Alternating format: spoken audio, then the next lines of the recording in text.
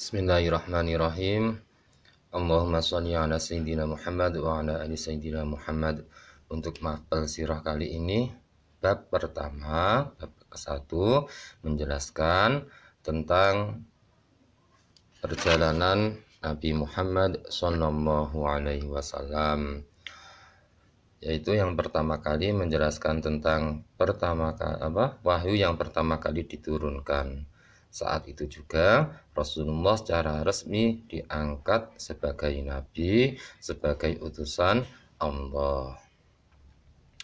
Pada mulanya Rasulullah Shallallahu Alaihi Wasallam sangat prihatin sekali dengan kehidupan jahiliyah orang-orang Mekah, di mana kemaksiatan begitu terlihat biasa. Mereka biasa sekali melakukan maksiat, menyembah berhala, ada lagi membunuh anak yang terlahir wanita, judi, mabuk-mabukan, dan banyak sekali kemaksiatan yang ada di kota Mekah.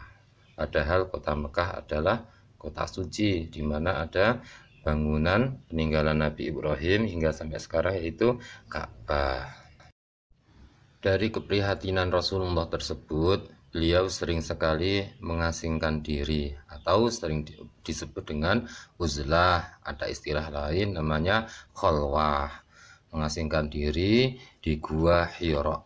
Jaraknya 2 mil dari kota Mekah. Lalu apakah Gua Hira itu luas? Tidak. Gua Hira itu lebarnya cuma 4 hasta atau 2 meter. Saat tahun ketiga pengasingan beliau, tepatnya saat beliau berusia 40 tahun, pada tanggal 17 Ramadan, di Gua Hira tersebut datanglah malaikat Jibril. Assalamualaikum, assalamualaikum ya Rasulullah, Iqra. Assalamualaikum ya Rasulullah, Iqra, bacalah ya Rasulullah. Tapi jawab Nabi Muhammad, Aba, aku tidak bisa. Iqra, Aba, aku tidak bisa. Iqra, Aba, aku tidak bisa. Setelah 3 kali, maka malaikat Jibril merangkul beliau dari belakang dan beliau berkata, Iqra bismi rabbikal ladzi khalaq, khalaqal insana min 'alaq, Iqra wa rabbukal akram, alladzi 'allama bil qalam, 'allamal insana ma lam ya'lam. Yaitu surah Al-Alaq ayat 1 sampai 5. Kemudian Rasulullah membaca ayat ini, surat Al-Alaq ayat 1 sampai 5 dengan suara yang bergetar. Beliau sallallahu alaihi wasallam pulang menemui istrinya, yaitu Sayyidah Khadijah binti Khuwailid. Lalu Rasulullah berkata, wahai Khadijah, selimuti aku, selimuti aku. Kemudian tubuh Rasulullah SAW menggigil seperti demam hingga tubuhnya hangat. Sayyidah Khadijah bertanya, wahai suamiku, apa yang terjadi terhadapmu? Rasulullah menceritakan kejadian yang baru saja dialami di Gua Hira tentang datangnya malaikat Jibril yang membacakan wahyu Iqra bismi rabbikal ladzi khalaq sampai ayat 5, surat Al-Alaq ayat 1 sampai 5. Aku khawatir terhadap diriku sendiri, wahai istriku. Kemudian Siti Khadijah berkata, demi Allah, Allah tidak akan menghinakanmu selamanya, karena engkau adalah orang yang selalu menyambung silaturahmi, meringankan beban orang lain, memberi makan orang miskin, menjamu tamu, dan menolong orang yang menegakkan kebenaran. Selanjutnya, Sayyidah Khadijah membawa Rasulullah SAW menemui Waraqah bin Naufal. Siapa Waraqah bin Naufal? Beliau adalah anak dari pamannya Sayyidah Khadijah. Waraqah adalah seorang Nasrani. Dia adalah penulis Injil dalam bahasa Ibrani. Matanya buta karena sudah tua.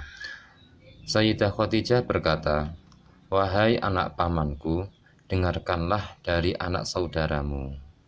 Waraqah bertanya, "Wahai saudaraku, apa yang engkau lihat?" Rasulullah pun menceritakan tentang kejadian yang beliau alami di Gua Hira, yaitu tentang datangnya malaikat Jibril yang membawa wahyu surat Al-Alaq ayat 1-5. Kemudian Waraqah berkata, "Ini adalah namus atau malaikat yang diturunkan Allah kepada Nabi Musa. Andaikan saja aku masih muda ketika itu, andaikan saja aku masih hidup tatkala kaummu mengusirku." Rasulullah bertanya, "Wahai Waraqah, benarkah mereka akan mengusirku?" Waraqah menjawab, "Benar. Tak seorang pun pernah membawa seperti yang engkau bawa, yaitu syariat Islam, melainkan akan dimusuhi. Andaikan aku masih hidup pada masa itu, tentu aku akan membelamu secara sungguh-sungguh." Dan dikisahkan beberapa waktu berikutnya Waraqah meninggal dunia pada saat turunnya wahyu. Setelah turunnya surah Al-Alaq ayat 1-5, Rasulullah SAW mulai menyebarkan Islam dengan berdakwah ya. Tahapan pertama yaitu dakwah secara sembunyi-sembunyi yang Rasulullah SAW lakukan pertama kali kepada keluarga dan kerabatnya. Ada Sayyidah Khadijah, Ali bin Abi Thalib, lalu Zaid bin Harisah, Sayyidah Fatimah. Ada lagi dari kalangan kerabat beliau, ada sahabat Abu Bakar, ada lagi Abdurrahman bin Auf, Sa'ad bin Abi Waqqas, sahabat Utsman bin Affan, dan lain-lain, banyak sekali. Nah, untuk pertemuan para sahabat dengan Rasulullah di situ disepakati ada di rumah sahabat Arqam. Mereka sehingga pada awal periode dakwah secara sembunyi-sembunyi Rasulullah telah mengumpulkan lebih dari 40 orang di Darul Arqam atau rumahnya sahabat Arqam. Merekalah yang disebut dengan julukan As-Sabiqunal Awwalun atau orang-orang yang pertama kali masuk Islam mengikuti Rasulullah Shallallahu Alaihi Wasallam. Periode kedua dakwah Rasulullah yaitu dakwah secara terang-terangan. Allah memerintahkan Rasulullah SAW untuk berdakwah secara terang-terangan, menyampaikan dakwahnya secara kafah. Setelah turunnya wahyu, wa anzir ashiratakal aqrabin, surat Asy-Syu'ara ayat 214. Setelah turun wahyu tersebut, Rasulullah mengumpulkan keluarga dekatnya yaitu Bani Hashim. Mereka memenuhi undangan Rasulullah SAW.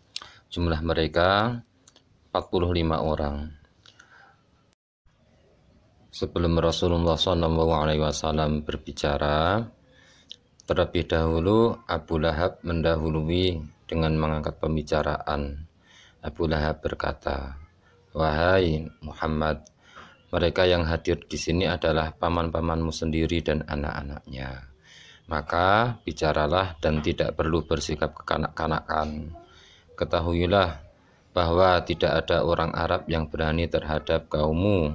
Jika engkau tetap pada urusanmu ini, yaitu menyebarkan Islam, maka itu lebih mudah bagi mereka daripada seluruh kabilah Quraisy menerkammu dan semua bangsa Arab ikut campur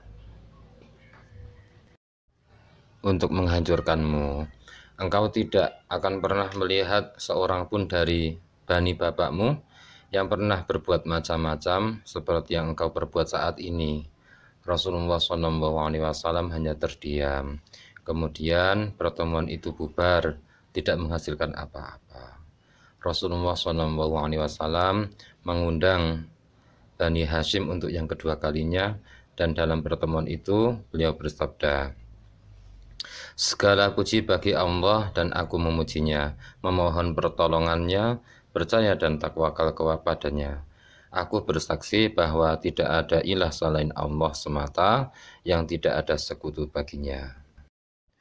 Nah, pada undangan yang kedua terhadap Bani Hasyim ini,